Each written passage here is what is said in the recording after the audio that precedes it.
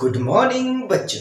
विद्यान study house में आप सभी का स्वागत है। मेरा नाम बादल कुमार है और मैं एक मेडिकल स्टूडेंट हूँ। साथ में 11th और 12th के बच्चों को बायोलॉजी भी पढ़ाता हूँ। ठीक है, तो बच्चों आज हम शुरू करेंगे चैप्टर 8। ठीक है, अब आप कहोगे सर आपने लास्ट क्लास में चैप्टर 5 को खत्म किया था, चैप्टर 6 और चैप्टर 7 कहाँ गया?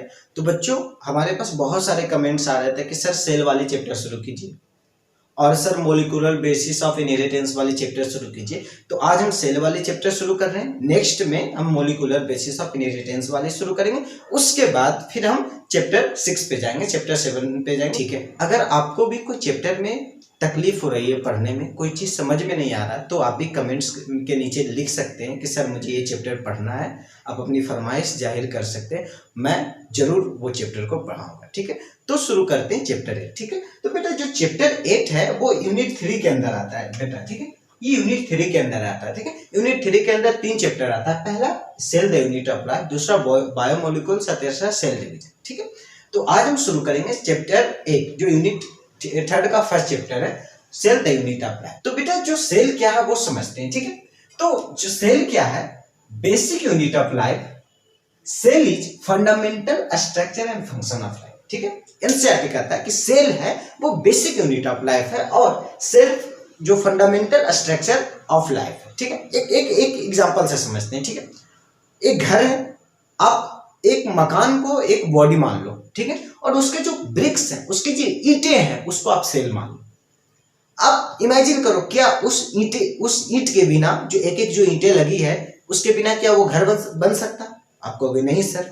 उसी तरह जो ये हमारा बॉडी है वो एक मकान है और जो उसकी जो सेल्स हैं वो ईंट का काम कर रही है। इस बॉडी को बनाने में वो सेल ईंट के ही काम कर रही है। ठीक है, अगर सेल नहीं रहा तो ये बॉडी भी नहीं बनेगा। ठीक है, तो जिस तरह उस मकान में जो वो ईंटें हैं उसकी जो बेसिक यूनिट है, उसी तरह हमारे शरीर में जो सेल है वो बेसिक यूनिट है। ठीक है, चलो, तो यही है basic unit of life. Cell is fundamental and structure function of life. ठीक है, अब बेटा आप कहोगे कि सर ये ऑलरेडी लाइन बाय लाइन किया हुआ है। तो बेटा ये हुआ कि मैं कैमरा चालू करके रिकॉर्डिंग शुरू कर दिया। ठीक है, जब मैं पूरी यहाँ तक पूरी कर लिया, उसके बाद जब कैमरा बंद करने गए तो मैं देखा कि रिकॉर्डिंग रुक हुई है। फिर मैं चेक किया तो एक भी सिर्फ 19 सेकेंड की रिकॉर्डिंग हुई। मैं देखकर एकदम फ्रस्ट्रेट हो गया, मेरा मोरल डाउन हो गया। लेकिन चूंकि आप अपने काम से मोहब्बत करते हो तो फिर से मैं शुरू किया, फिर से मैं सारा मिटाया, फिर से मैं शुरू किया और अब फिर से शुरू करते हैं। ठीक है, तो चलो अब नेक्स्ट आते हैं बेटा, the living organism are made up of cell. जो लिविंग ऑर्गेनिज्म है बेटा वो सेल से मिलकर बना है। ठीक है, अब जो एक सेल से मिलकर बने हैं उसे हम यूनिसेलुलर कह दिए, जो बहुत सारे सेल से मिलकर बने उसे मल्टी सेलुलर कह दिए। तो बेटा जी अगर हम सिंगल सेल की बात करें बेटा, सिंगल सेल की बात करें तो यूनिसेलुलर हो जाते हैं। अगर हम मल्टी सेल की बात करें बेटा, मल्टी सेल की बात करें तो वो मल्टी सेलुलर हो जाते हैं, मल्टी सेलुलर हो जाते हैं। ठीक है, जो सिंगल सेल से मिलकर बनते हैं उसे हम यूनिसेलुलर कहते हैं, जो बहुत सारे सेल से मिलकर बनते हैं उसे मल्टी सेलुलर कहते हैं। ठीक है, अब जो यूनिसेलुलर है उसकी बहुत अच्छी एक फीचर्स है जो एनसीईआरटी लिखता है, वो देखिए, unicellular organism are capable of independent existence. ठीक है, ठीक है, ये कह रहा है बेटा जी कि जो एनसीईआरटी कहता है कि जो यूनिसेलुलर ऑर्गेनिज्म है वो इंडिपेंडेंट एग्जिस्टेंस शो करता, मतलब उसको किसी के ऊपर डिपेंडेंट रहने का ही नहीं, मतलब कि उसको किसी की मदद नहीं चाहिए, वो सारा काम खुद कर लेगा। वो एक सिंगल सेल वो सारा काम कर लेगा, जो मल्टी सेलुलर मिलके सब करते हैं। उसको किसी की डिपेंडेंट है ही नहीं, इसलिए उसको इंडिपेंडेंट एग्जिस्टेंस कहते हैं। मुझे किसी की जरूरत नहीं है, वो यूनिसेलुलर कहता है मुझे किसी की जरूरत नहीं है। ठीक है, हाँ, तो यही कह रहा है। ठीक है, अब हम आते कुछ इंपॉर्टेंट पॉइंट है बेटा जो एग्जाम में कभी कभी पूछा जाता है, मतलब एक नियमित अंतराल पे जरूर पूछा जाता है। ठीक है, ये सब जो क्वेश्चन है वो फील गुड फैक्टर वाले क्वेश्चन होते हैं। फील गुड फैक्टर किसे कहते हैं बेटा, कि ऐसा क्वेश्चन जो आपको आता हो, पहली बार देखे यार ये तो मुझको आता है, और उसको आप टिक लगा देते हो, उससे आपकी जो एग्जाम में जब आप बैठे रहते हो तो मोरल हाई होता है, यार मैं तो बना दिया, अब और बनाऊंगा। तो इस टाइप के क्वेश्चन को फील गुड फैक्टर वाले क्वेश्चन कहते हैं। ठीक है, तो चलो जो इसमें जो पहला है, who discovered cell in first, पहली बार सेल किसने डिस्कवर किया था? तो आप कहोगे कि सर रॉबर्ट हुक का नाम लिख दीजिए, रॉबर्ट हुक का नाम लिख दीजिए सर। ठीक है, रॉबर्ट हुक पहली बार सेल को डिस्कवर किए थे। लेकिन बेटा यहाँ पे ट्विस्ट है, एकदम ध्यान से मेरी बातों को सुनिएगा बेटा। जो रॉबर्ट हुक है वो सॉरी, जो पहली बार सेल को डिस्कवर तो किए थे, लेकिन वो प्लांट डेड टिश्यू के सेल पहली बार देखे थे, जिसको हम कॉर्क कहते हैं। ठीक है, वो पहली बार प्लांट डेड टिश्यू के सेल देखे थे, जिसको कॉर्क कहते हैं। मतलब बेटा ये है कि रॉबर्ट हुक सेल तो देखे थे बेटा, लेकिन वो डेड सेल देखे थे। किसके? प्लांट टिश्यू के डेड सेल देखे थे। ठीक है, तो चलो हम वो चीज को लिख देते हैं कि रॉबर्ट हुक डिस्कवर तो किए सेल,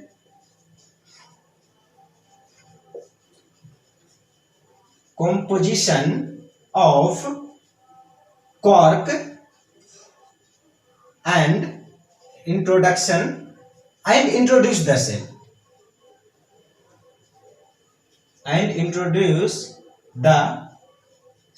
ठीक है, and introduce the cell मतलब उन्होंने पहली बार सेल को इंट्रोड्यूस किया था। ठीक है, अब बेटा एनसीईआरटी कॉर्क के बारे में बहुत अच्छी अच्छी बातें लिखता है। ठीक है, जो कॉर्क है बेटा वो एक प्लांट डेड टिश्यू है।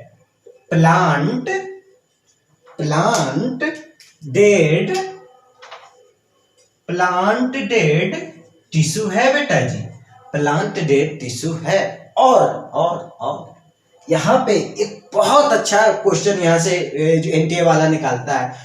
जो रॉबर्ट हुक थे वो पहली बार तो कॉर्क को देखे, ठीक है, लेकिन वो जो रॉबर्ट हुक कहते हैं, ठीक है, कि जो पहली बार जब वो डेड सेल को प्लांट टिश्यू को देख रहे थे तो उनको कुछ कंपार्टमेंट लाइक स्ट्रक्चर दिखा।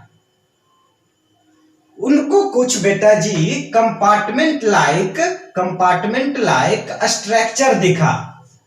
ठीक है, उसको वो सेलुला नाम दिए, CELLU। ठीक है, उसको वो सेलुला नाम दिए। ठीक है, जब वो कॉर्क को देख रहे थे तो उसमें कंपार्टमेंट लाइक स्ट्रक्चर उनको दिखा। वो खुद की माइक्रोस्कोप बनाए थे, ये भी एनसीईआरटी में लिखा हुआ है कि उन्होंने खुद की माइक्रोस्कोप बनाई थी। ठीक है, तो वो जब कॉर्क को देख रहे थे तो उनको वो देखे कि कुछ कंपार्टमेंट लाइक स्ट्रक्चर, और वो कंपार्टमेंट लाइक स्ट्रक्चर को ही उन्होंने सेलुला नाम धर दिया। उन्होंने सेलुला, तो पहली बार सेलुला शब्द को किसने यूज किया? तो वो रॉबर्ट हुक सर आ जाएगा। ठीक बेटा, तो इसमें से कुछ इंपॉर्टेंट क्वेश्चन आते थे। कॉर्क क्या है? प्लांट डेड टिश्यू है। कॉर्क कैसा दिखता था? कंपार्टमेंट लाइक स्ट्रक्चर दिखता था, उसको सेलुला कह दिए। ठीक है, जो डेड प्लांट में टिश्यू है। ठीक है, चलिए, तो ये बेटा जी ये रॉबर्ट हुक के बारे में होगी। अब हम आगे आते हैं बेटा। अब देखिए, अब मेन कहानी में ट्विस्ट आया। ट्विस्ट क्या है सर? तो ये हुआ बेटा कि पहली बार लिविंग सेल को किसने देखा था? अभी हमने 3-4 बार बोला कि ये डेड सेल था बेटा, लेकिन यहाँ पे क्वेश्चन है कि पहली बार लिविंग सेल को किसने देखा था? तो आप कहोगे सर एंटन वॉन ल्यूवेनहॉक। एंटन वॉन ल्यूवेन,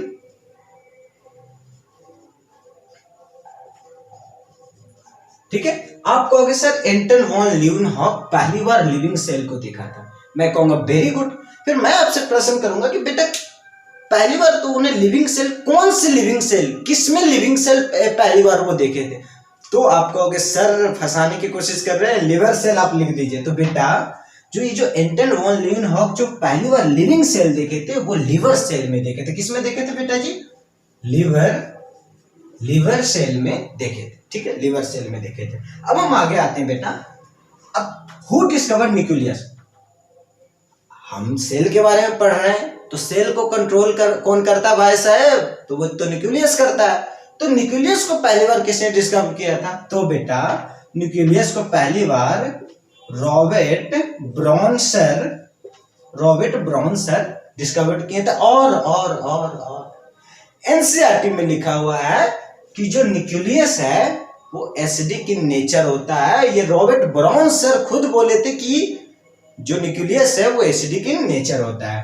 तो जो न्यूक्लियस है बेटा वो एसिडिक इन नेचर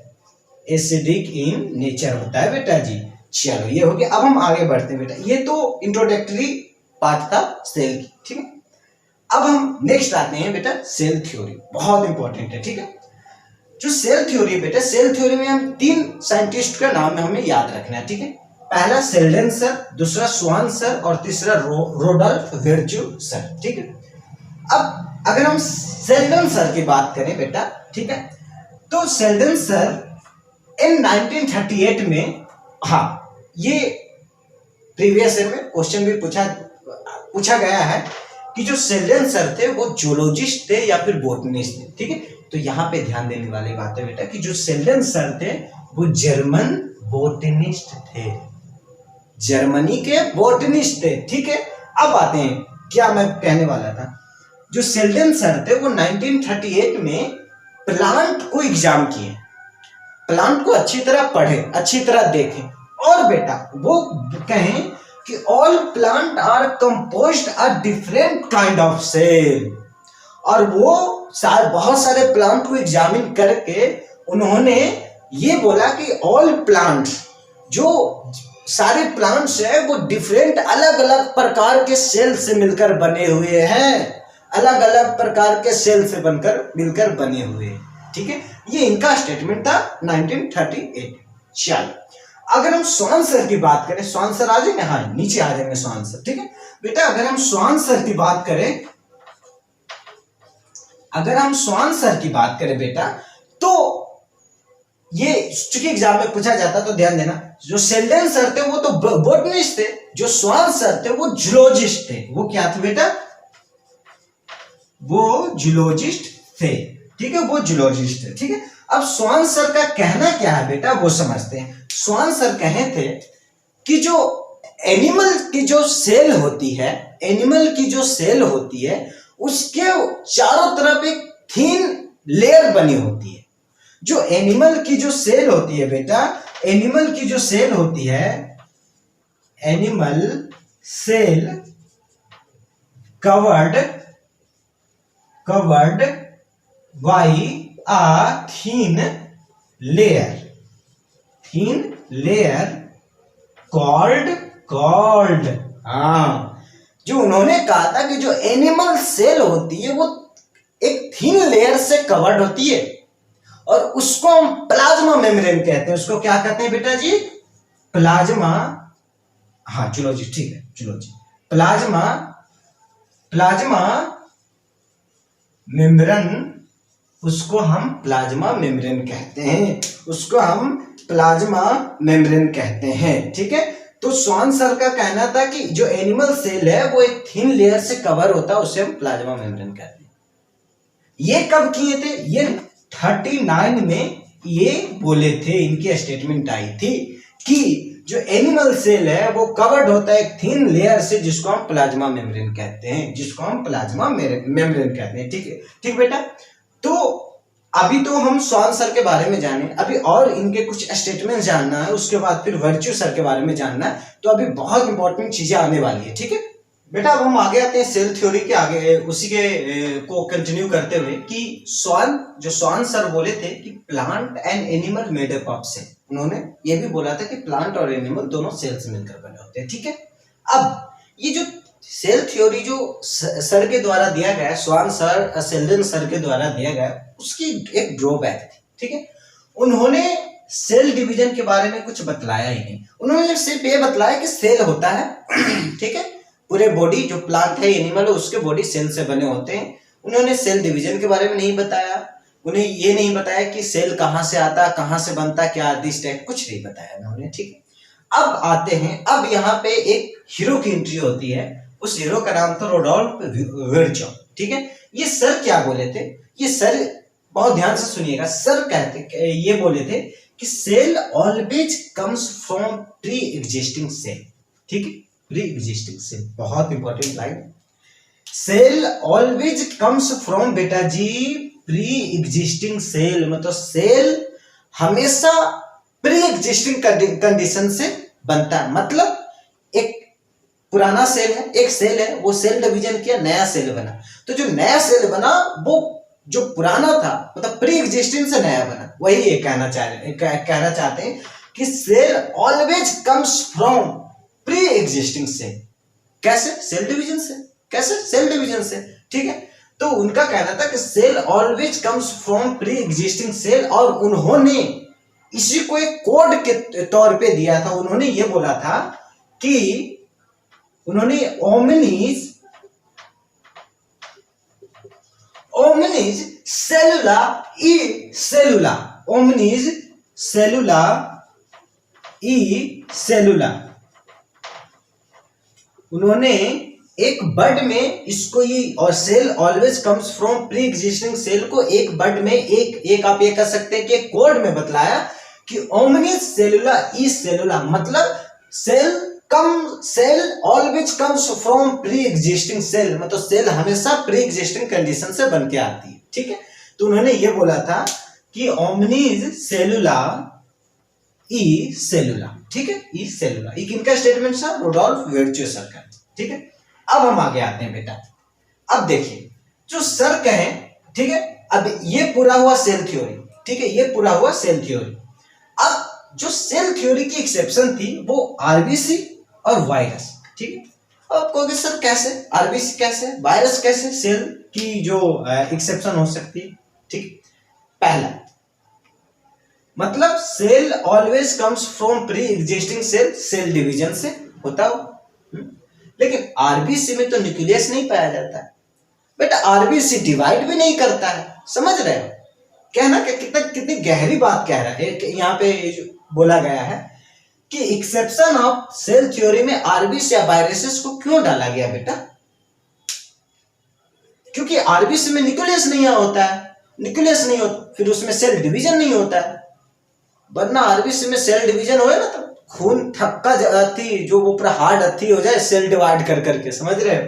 तो आरबीसी में न्यूक्लियस नहीं पाया जाता, वो डिवीजन नहीं होता। एक बार आरबीसी डेड तो डेड। ठीक है, फिर वो बोन मैरो में नया बनता है। ठीक है, वायरसेस इसकी एक्सेप्शन इसलिए बेटा कि जो वायरसेस है शुरू में वो जो प्रारंभिक स्टेज में वो नॉन लिविंग होता है, इसलिए जो वायरस है उसको connecting link between non living और नॉन लिविंग थिंग्स और नॉन लिविंग थिंग्स के कनेक्टिंग लिंक को दर्शाता है वायरस। ठीक है, इसको कहते हैं कि वायरस दोनों के कनेक्टिंग लिंक है। क्यों है? जब वो बाहर है, अपने होस्ट से बाहर है, होस्ट का ये मतलब होता है बेटा कि जहां पे जो वायरसेस है उनको ग्रो करने के लिए एक सुटेबल इन्वायरमेंट मिल जाना ही होस्ट कहलाता है। ठीक है, ठीक, अगर कोई वायरस मेरे बॉडी में, अब मेरे बॉडी के बाहर है तो वो नॉन लिविंग है, लेकिन जैसे ही मेरे बॉडी में आ गया बेटा और उसको पूरी एकदम एक सुटेबल इन्वायरमेंट मिल गई तो वो फिर लिविंग में कन्वर्ट हो जाता है और अपनी जो वायरसेस, आपको पता है वायरसेस क्या करता है, डिजीज कॉज करता है, वो डिजीज कॉज करना शुरू करते हैं। ठीक है, ये इसका एक्सेप्शन है। ठीक, चल अब हम आगे आते हैं। ठीक, अब एक है एनसीईआरटी का जो next topic, overview of cell. अब ओवरव्यू ऑफ सेल का मतलब है कि पूरी सेल को एक बार ओवरव्यू करते हैं, फिर हम लोग टाइप्स पे जाएंगे। ठीक है, बहुत इंपॉर्टेंट है। तो ओवरव्यूज में है कि इन एयरलिस्ट शुरू में observe cell in onion peel, ठीक है, and human cheek cell under microscope. Onion peel में शुरू में ओनियन पिल को सेल के रूप में आप ये कह सकते हो ऑब्जर्व किया जाता था और माइक्रोस्कोप के अंदर। ठीक है, हाँ सॉरी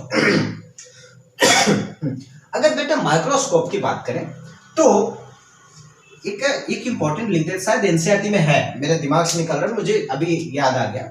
1595 में पहली बार कंपाउंड माइक्रोस्कोप बनाया गया था। पहली बार कंपाउंड माइक्रोस्कोप बनाया गया था। ठीक है बेटा जी, ये आप याद रखना। ठीक है, पूछ सकता है एग्जाम में, देखो एग्जामिनर कहीं से भी कुछ पूछ सकता है। ये सब जो क्वेश्चन है ना, ये सब फील गुड फैक्टर वाले क्वेश्चन होते हैं बेटा जी। ठीक है, अब हम आते हैं बेटा कि dense membrane bond structure called nucleus. जो ये ओवरव्यू ऑफ सेल में देख रहे हैं अब पूरी हम देखेंगे। ठीक है, उसके बाद हम दो सब सेल के बारे में पढ़ेंगे, उसके फोटोज वगैरह बनेंगे, एक ओवरव्यू देख रहे हैं। ठीक है, फिर सबको डिटेल में पढ़ेंगे। और नेक्स्ट कह रहा है बेटा कि dense membrane bond structure called nucleus. जो सेल में डेंस मेम्ब्रेन बॉन्ड स्ट्रक्चर पाया जाता है उसको हम न्यूक्लियस कहते हैं। ठीक है, न्यूक्लियस कहते हैं। न्यूक्लियस में क्या पाया जाता है बेटा? जेनेटिक्स मटेरियल पाया जाता है।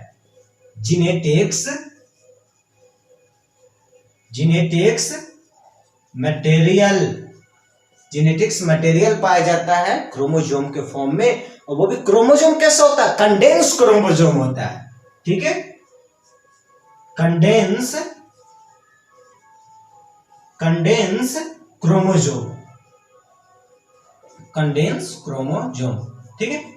तो यही कह रहा कि न्यूक्लियस जो डेंस मेम्ब्रेन बॉन्ड स्ट्रक्चर होता है उसको न्यूक्लियस कहते हैं, और जो न्यूक्लियस में जेनेटिक्स मटेरियल पाया जाता है, मतलब क्रोमोसोम पाया जाता है, डीएनए आरएनए पाया जाता है, और भी हम जब हम लोग और आगे हम जब न्यूक्लियस पढ़ेंगे तो आप पूरी डिटेल पढ़ेंगे, अभी ओवरव्यू है।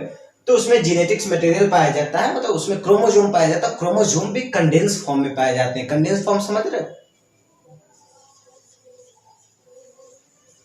इस फॉर्म में पाए जाते हैं, कंडेंस फॉर्म में पाए जाते हैं, ठीक है। चलो हाँ, अब यहां पे बोल रहा मेम्ब्रेन बॉन्ड न्यूक्लियस किस में पाया जाता है, यूकेरियोटिक में। अब जब हम टाइप्स पढ़ेंगे तो जब प्रोकैरियोटिक यूकेरियोटिक पढ़ेंगे तो यूकेरियोटिक में मेम्ब्रेन बॉन्ड न्यूक्लियस पाया जाता है, ठीक है। और जो प्रोकैरियोटिक है वो न्यूक्लियोइड पाया जाता है, उसमें क्या पाया जाता है बेटा, न्यूक्लियोइड पाया जाता है, ठीक है। वो लूज जेनेटिक्स मटेरियल, ठीक है। तो जब हम वो देखेंगे तो वो देखेंगे, ठीक है। चलिए, तो मेम्ब्रेन बॉन्ड न्यूक्लियस यूकेरियोटिक में पाया जाता है, ठीक है। और हाँ, और हम आगे बढ़ते हैं क्योंकि ये भर चुका है, ठीक है। तो बेटा ओवरव्यू ऑफ सेल में आगे बढ़ते हो, देखते हैं कि the cytoplasm is the main arena of cellular activity in both plant and animal, ठीक है। ये कहना चाह रहा है कि प्लांट और एनिमल के जो सेल है, ठीक है, जो प्लांट और एनिमल के सेल में जो साइटोप्लाज्म पाए जाते हैं वहीं पे सारी एक्टिविटीज होती है, वहीं पे सारे एंजाइम्स पाए जाते हैं। All enzymes are present, all जाने दो, सॉरी, हाँ, ऑल एंजाइम्स आर प्रेजेंट। कहां, साइटोप्लाज्म में सारे एंजाइम्स प्रेजेंट होते हैं, और जितने भी सेल की एक्टिविटीज है यहीं पे परफॉर्म होती है। कहां पे होती है, साइटोप्लाज्म में होती है, ठीक है। यही कहना चाह रहा है। अब आगे आते हैं, the eukaryotic cell have other membrane bond structure, जिसको हम ऑर्गेनल कहते हैं, जैसे कि इसमें इंडोप्लाज्मिक रेटिकुलम पाया जाता है, उसमें राइबोसोम पाया जाता है, उसमें गोल्जी बॉडी पाया जाता है, उसमें माइटोकॉन्ड्रिया पाया जाता है, ठीक है। चलिए अब आगे आते हैं, ठीक है। और भी बहुत सारे पाए जाते हैं, मैं हम लोग पूरी डिटेल में जानेंगे उसके बारे में, ठीक है। अभी तो ये बस शुरुआत है, भूमिकाएं बन रही है। In prokaryotic cell lack membrane bond organelle, prokaryotic cell में मेम्ब्रेन बॉन्ड ऑर्गेनल नहीं पाए जाते हैं, ठीक है। अब जैसे कि फॉर एग्जांपल राइबोसोम है, राइबोसोम एक नॉन मेम्ब्रेन बॉन्ड ऑर्गेनल पाए जाते कि है, ठीक है। लेकिन बेटा ये प्रोकैरियोट यूकेरियोट दोनों में पाया जाता है। मजा दिला दिया ना। जो राइबोसोम है वो नॉन मेम्ब्रेन बॉन्ड ऑर्गेनल है, लेकिन ये दोनों में पाया जाता है। बेटा एक बहुत ध्यान देने वाली बात मैं कह रहा हूं कि जो मेम्ब्रेन बॉन्ड ऑर्गेनल है वो सिर्फ और सिर्फ यूकेरियोट में पाया जाए, लेकिन जो नॉन मेम्ब्रेन बॉन्ड ऑर्गेनल है वो यूकेरियोट में भी पाया जाएगा, प्रो में भी पाया जाएगा। फॉर एग्जांपल राइबोसोम दोनों में पाया जाएगा, दोनों में नॉन मेम्ब्रेन बॉन्ड के रूप में ही पाया जाएगा, ठीक है। तो यही कह रहा है, ठीक है। अब हम आते हैं बेटा, ये तो ओवरव्यू हो गया, ठीक है। अगर आपसे कोई पूछेगा कि चलो सेल के बारे में बताओ, सारा चीज ये पूरा एकदम आप यहां तक बता दोगे, ये ओवरव्यू हो गया, आपको क्या पढ़ के आया। लेकिन अब ठीक है, अगर हम टाइप ऑफ सेल के बारे में बात करें बेटा, तो अकॉर्डिंग टू न्यूक्लियस के अनुसार सेल को बांटा गया है, किसमें, प्रोकैरियोट यूकेरियोट, यूकेरियोट यू माने ट्रू, कैरियन में न्यूक्लियस, ट्रू न्यूक्लियस, एक में ट्रू न्यूक्लियस प्रेजेंट होता है, एक में ट्रू न्यूक्लियस नहीं प्रेजेंट होता है। ट्रू हम किस टर्म में बात कर रहे हैं वो भी हम लोग डिस्कशन करेंगे जब हम यूकेरियोट प्रोकैरियोट पढ़ेंगे। तो अकॉर्डिंग टू साइज, उसके साइज के अनुसार सेल को कितने पार्ट में बांटा गया है। अकॉर्डिंग टू शेप, शेप के अनुसार सेल को कितने पार्ट में बांटा गया, और अदर, ठीक है। ये अकॉर्डिंग टू न्यूक्लियस हम लोग पूरी डिटेल में जानेंगे, यूकेरियोट प्रोकैरियोट। अभी हम अकॉर्डिंग टू साइज पे आते हैं, ठीक है। अगर हम अकॉर्डिंग टू साइज की बात करें बेटा, तो जो स्मॉलेस्ट सेल है जिसकी जो साइज है वो 0.3 माइक्रोन मीटर है, ठीक है। और ये माइकोप्लाज्म इसका नाम है। क्या नाम है बेटा, माइकोप्लाज्म नाम है इसका,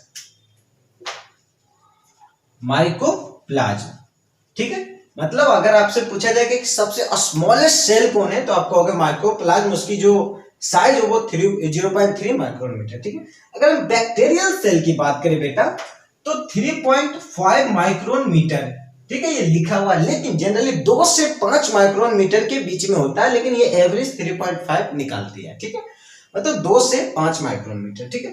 अब यहाँ पे बेटा बाइकॉन्केव आरबीसी प्रेजेंट इन मैमल्स, ठीक है, हम लोग शेप में पढ़ेंगे ना तो ये पढ़ेंगे, लेकिन चूंकि इसमें साइज भी ऐड है तो मैं वो बताता हूं कि जो मैमल में जो आरबीसी की जो साइज होती है वो बाइकॉन्केव होती है। आप कहोगे सर ये बाइकॉन्केव क्या होता है? मतलब बेटा बीच से धसी हुई, जैसे में ये, ठीक है, एक मैं ये बनाया हूं, ठीक है, एक ये बनाया हूं, ठीक है, और एक ये बनाया हूं, ठीक है, और ये बीच से धसी हुई है। आप ये इमेजिन कर लो कि बीच से ये धसी हुई है, ठीक है, ठीक है, ये बीच से धसी हुई है ऐसे, ये लाइक दिस, ठीक है, दोनों तरफ से, एक साइड से नहीं, दोनों तरफ से, ठीक है, दोनों तरफ से, ये ध्यान दीजिएगा। तो ये कॉनकेव है, ठीक है। तो biconcave RBC present in mammal, ठीक है, and round RBC present in amphibians और रेप्टाइल्स। बहुत इंपॉर्टेंट है, नीट में पूछ दिया जाएगा कि बाइकॉन्केव किस में पाया जाता है, एम्फीबियंस रेप्टाइल्स में पाया जाता है, अभी और भी ऑप्शन दे देंगे और मैमल्स लास्ट में देगा, मैमल्स लगाना है। रॉन्ड किस में पाया जाता है? एम्फीबियंस और रेप्टाइल्स में पाया जाता है, ठीक है। चलो अब जिसके लिए मैं ये लाइन लिखा हूं उसको लिखता हूं कि जो ये WBC की जो साइज, सॉरी, जो RBC की जो साइज है बाइकॉन्केव इन मैमल और अराउंड इन एम्फीबियंस और रेप्टाइल्स, अगर उनकी साइज की बात करें बेटा तो 7.0 माइक्रोन मीटर होती है। अगर उसकी साइज की बात करें बेटा, RBC की साइज की बात करें तो 0.7 माइक्रोन मीटर होती है इसकी साइज, ठीक है। तो ये हो गया अकॉर्डिंग टू साइज बेटा जी। अब हम आते हैं अकॉर्डिंग टू शेप, ठीक है। तो बेटा अगर हम अकॉर्डिंग टू शेप की बात करें तो एमोबियसिस शेप होता है, लॉन्ग एंड सिलेंड्रिकल शेप होता है, पॉलीगोनियल शेप होता है, इरेगुलर शेप होता है, थ्रेड लाइक शेप होता है, ठीक है। अगर हम एमोबियसिस शेप की बात करें बेटा तो जनरली एमोबियसिस शेप WBC में देखने को मिलता है, WBC में देखने को मिलता है। मतलब उसके कैसे होता है, मैं शेप बनाता हूं, ठीक है,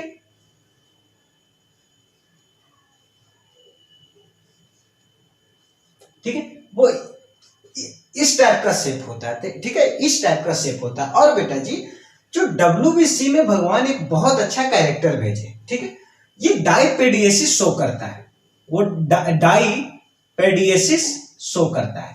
अब ये कहोगे सर ये डाइपेडिएसिस क्या है, इसलिए मैं यहां पे लिखा क्योंकि इस शेप से रिलेटेड है, ठीक है। पता है क्यों? ये जो इरेगुलर शेप है, ये जो इरेगुलर शेप है, इसके वजह से ये अस्क्यूज होकर कहीं भी हिल जाता है, ये तुरंत ब्लड वेसल्स को क्रॉस कर जाता है, समझ रहे हैं? वो अपने आप को साइज में थोड़ी सी चेंज करके कहीं भी वो तुरंत चला जाता है, इसी को डाइपेडिएसिस कहते हैं, ठीक है। डाइपेडिएसिस मूवमेंट शो करता है, ठीक है, शो करता है, ठीक है। ये इसी एमोबियसिस शेप के कारण ये मूवमेंट शो करता है, ठीक है बेटा। चलो अब हम आगे आते हैं। लॉन्ग एंड सिलेंड्रिकल शेप की बात करें बेटा तो ग्लोमेरुलर एपिथेलियल सेल है वो लॉन्ग एंड सिलेंड्रिकल होते हैं,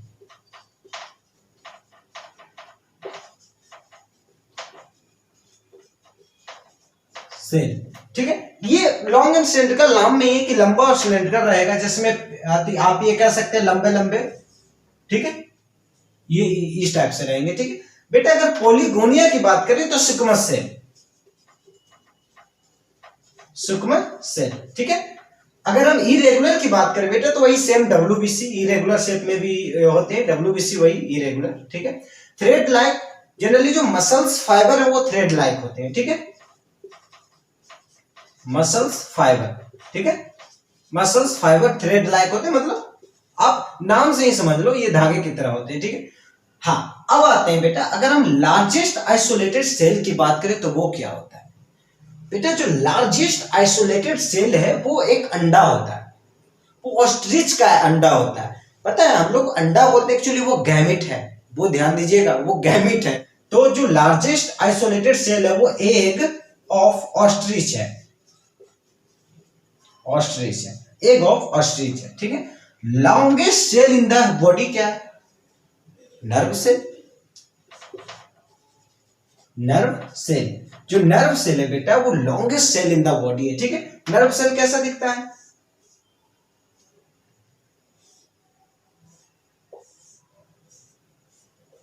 ठीक है,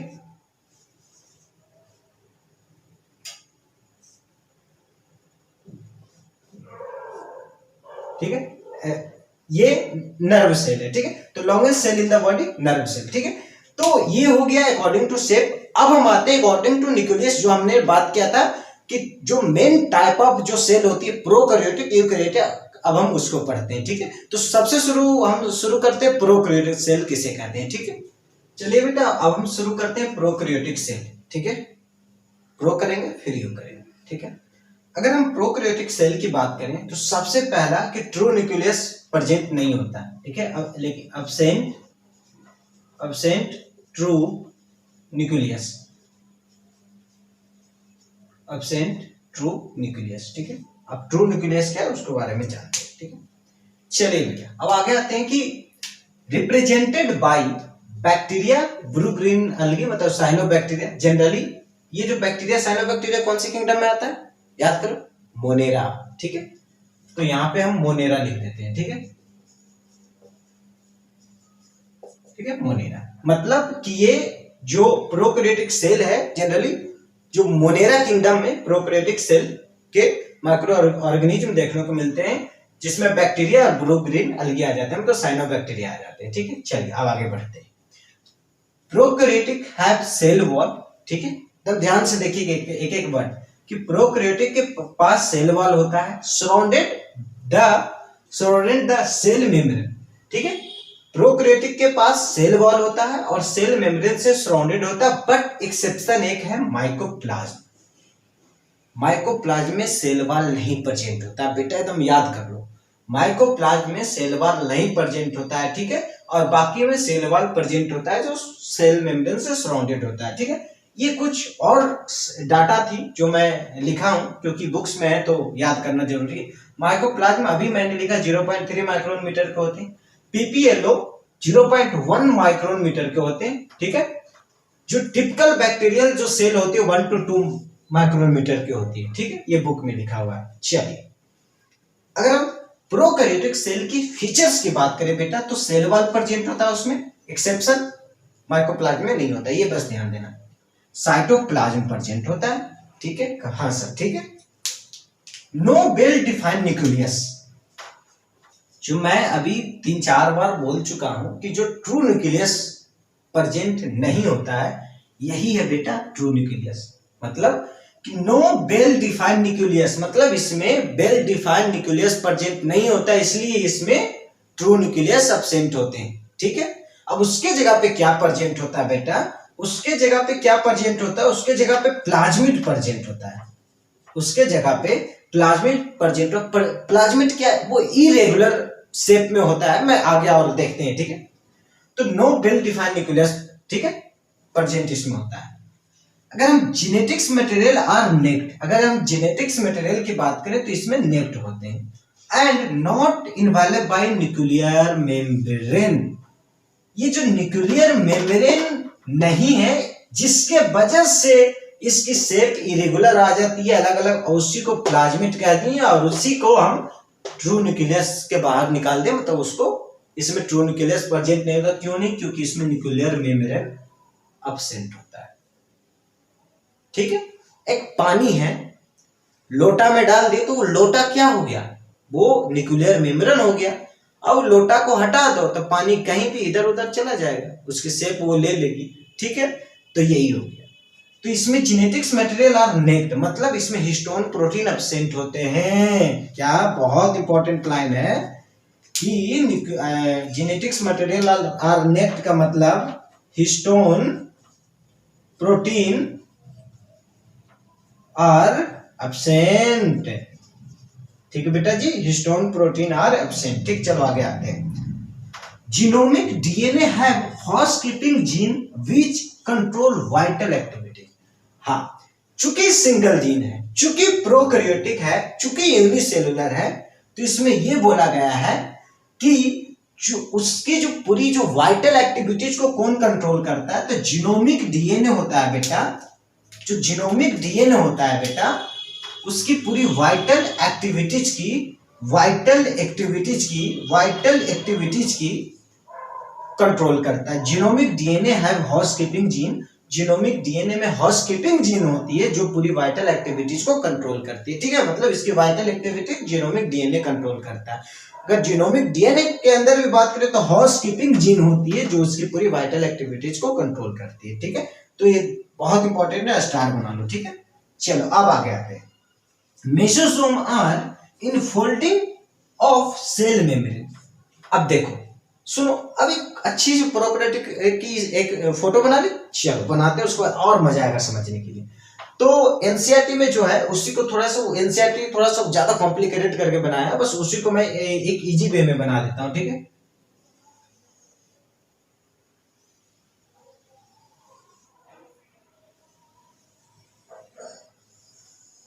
आराम से, मुझे पहले ही बना लेना चाहिए था ना बेटा, अभी आपका टाइम भी खराब हो रहा है।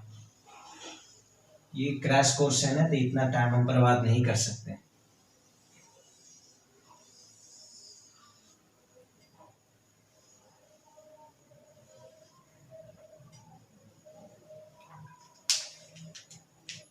जल्दी जल्दी बनाना पड़ेगा।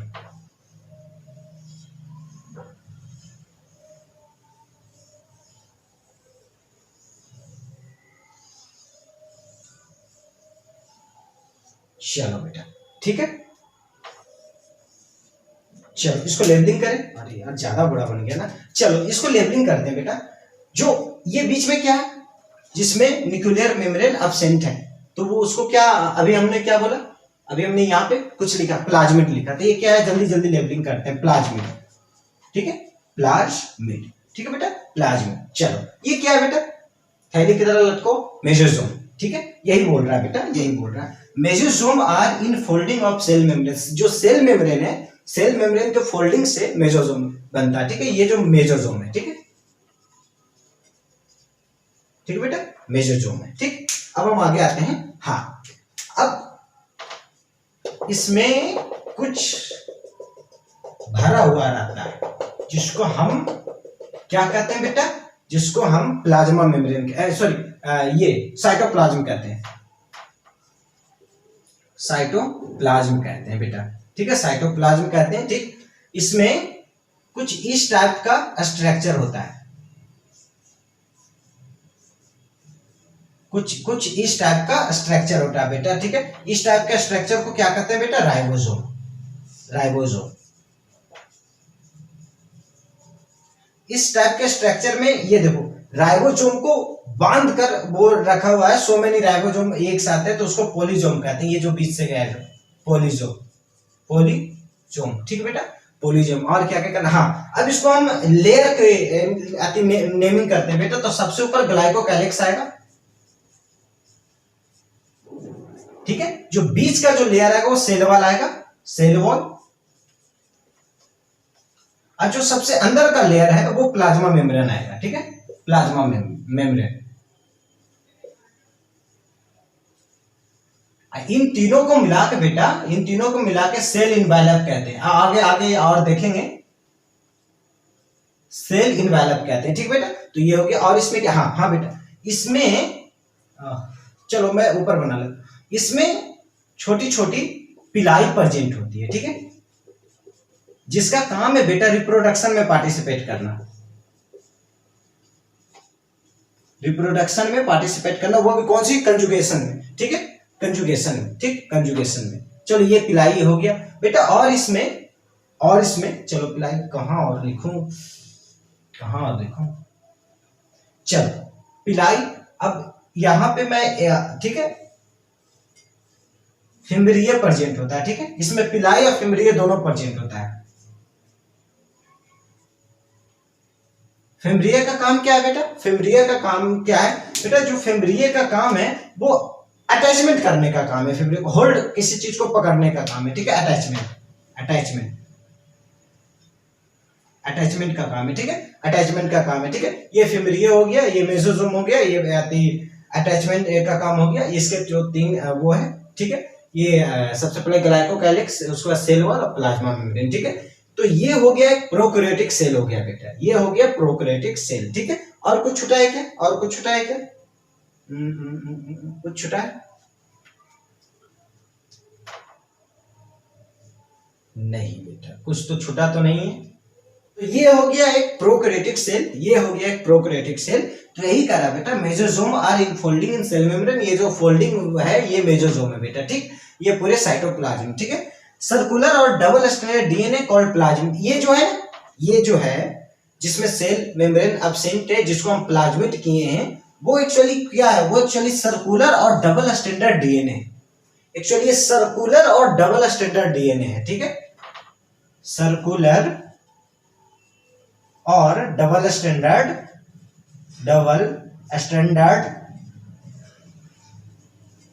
डीएनए, ठीक बेटा जी। सर्कुलर और डबल स्ट्रैंडेड डीएनए, ये प्लाज्मिड है, ठीक है। तो ये हो गया प्रोकैरियोटिक सेल, ठीक है, के बारे में। तो अब हम इसको मिटाते हैं, इसको रहने देते हैं, और भी इसकी कुछ डाटा है वो लिखते हैं, ठीक है। तो बेटा आगे हम बढ़ते हैं प्रोकैरियोटिक सेल में कि क्या क्या है, ठीक है। अब जो नेक्स्ट जो हमें पॉइंट डिस्कशन करना वो है cell envelope and its modification, ठीक है। ये मैं एक इमेज बनाया हूँ प्रोकैरियोटिक सेल का, ठीक। नेक्स्ट है सेल इनवेलप एंड मॉडिफिकेशन, ठीक है। बेटा अब ये देखते हैं कि prokaryotic cell have chemically complex cell envelope, ठीक। अब सेल इनवेलप किसको कहते हैं? अभी हमने बात किया कि जिसमें ग्लाइकोकैलिक्स आ गया, जिसमें सेल वॉल आ गया, जिसमें प्लाज्मा मेम्ब्रेन आ गया, ठीक है। ग्लाइकोकैलिक्स सबसे आउटर रहता है, बीच में सेल वॉल रहता है और अंदर प्लाज्मा मेम्ब्रेन होता है, ठीक है।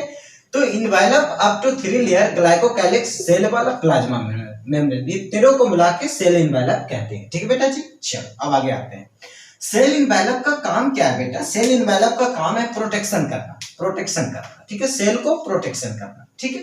अब हम आते हैं, अगर हम ग्लाइकोकैलिक्स की बात करें बेटा, सेल इनवेलप के पहले जो भाई की बात करें ग्लाइकोकैलिक्स की, तो made up of loose sheath and thin slime layer, ये लूज शीथ और थिन स्लाइम लेयर से मिलकर बना है, ठीक है।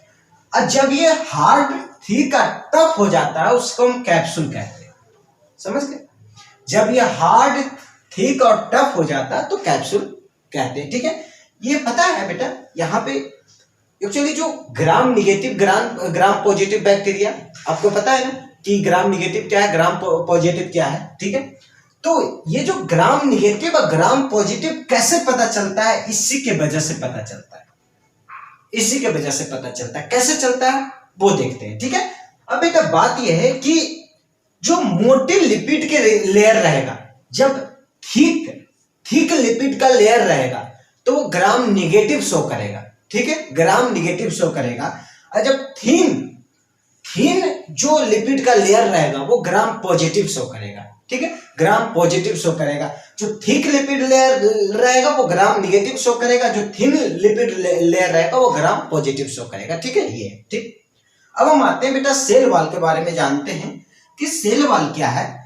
कि cell wall made up of peptidoglycan, ठीक है, बहुत इंपॉर्टेंट है कि जो सेल वॉल है वो पेप्टिडोग्लाइकन से मिलकर बना है, ठीक है। इट इज, हाँ, अब जो पेप्टिडोग्लाइकन है वो ये नैग और नैम से मिलकर बना है। ये नैग और नैम क्या है? ये नैग और नैम है एक्चुअली। ये नैग का मतलब है एन एसिटाइल ग्लिसरामाइन और नैम का मैंने एन एसिटाइल म्यूरामाइन, ठीक है। और जो नैग नैम क्या है बेटा? ये एक हेट्रोपोलीसेकेराइड है, ठीक है। ये मैं यहीं पे अभी आना चाह रहा था। ये हेट्रोपोलीसेकेराइड है, ये हेट्रोपोलीसेकेराइड है। क्या? नैग और नैम हेट्रोपोलीसेकेराइड है। और जो बेटा जो नैग और नैम है वो ग्लूकोसिडिक बॉन्ड से बंधा हुआ रहता है, ठीक है। कौन सी बॉन्ड से? कहां पे लिखो? यहीं पे लिख देता हूं बेटा,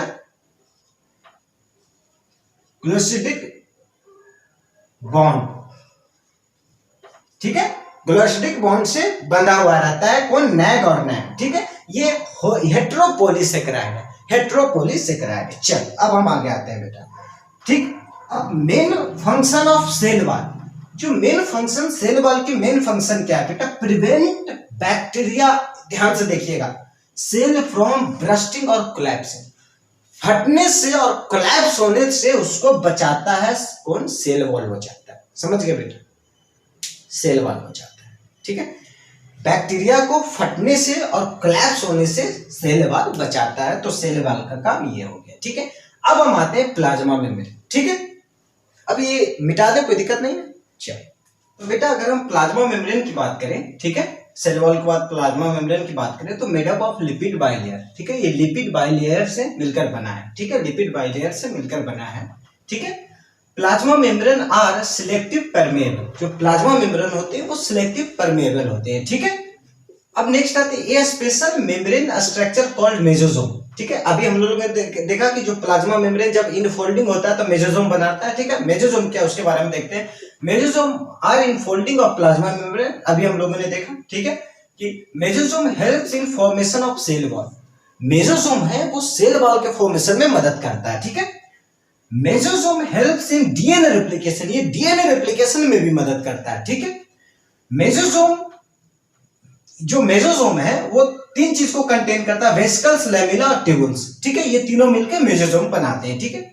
अगर हम मेसोसोम की बात करें तो मेसोसोम हेल्प्स इन रिस्पायरेशन, ये रिस्पायरेशन में भी मदद करता है, ठीक है। Mesosome helps in increase surface of plasma membrane, ये प्लाज्मा मेम्ब्रेन के सरफेस को इंक्रीज करने में भी मदद करता है, ठीक है। अब हम आते हैं नेक्स्ट, अगर हम फ्लैजिला की बात करें बेटा तो फ्लैजिला किसे कहते हैं? Thin filaments in motile bacteria, ध्यान दीजिएगा, thin filaments in motile bacteria is called flagella, ठीक है। अब it is extension of cell wall, हमने देखा था कि सेल वॉल से सबसे ऊपर से मैं ऐसे करके एक चीज निकाला था, वही फ्लैजिला है, ठीक है।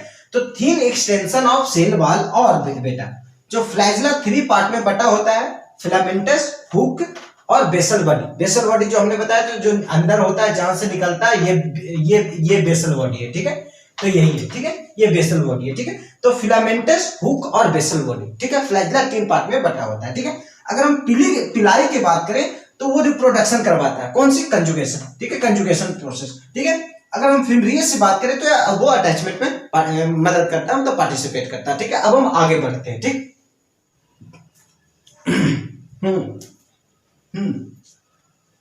तो बेटा आगे आते हैं और राइबोसोम और इंक्लूजन बॉडी के बारे में देखते हैं कि in prokaryotic ribosome are associated with plasma membrane, ठीक है। इन प्रोकैरियोटिक जो राइबोसोम है वो प्लाज्मा मेम्ब्रेन के साथ एसोसिएटेड होता है। हमने नीचे वो जो डॉट डॉट है वो मैं बनाकर दिखाया था, ठीक है। जो राइबोसोम है वो जनरली प्रोकैरियोटिक में 70S होता है, ठीक है, जो 50S और 30S के रूप में होता है, ठीक है। 70S होता है, 50S और 30S के रूप में होता है, ठीक है। Ribosome helps in protein synthesis, most important, the functions of ribosome is protein synthesis, ठीक है। चलो आगे आते हैं। Ribosome attach to a single mRNA, ध्यान से पढ़िएगा, ठीक है, single mRNA and form a chain, ठीक है।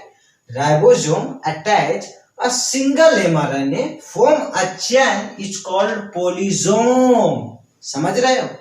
पोलिसोम, जो मैं यो बनाया था ना, ये वाली, ठीक है, तो ये जो अटैच सिंगल चेन से जो अटैच होता है उसी को हम पोलिसोम कहते हैं और पोलीराइबोसोम कहते हैं, ठीक है बेटा, पोलिसोम कहते हैं और पोलीराइबोसोम कहते हैं, ठीक है।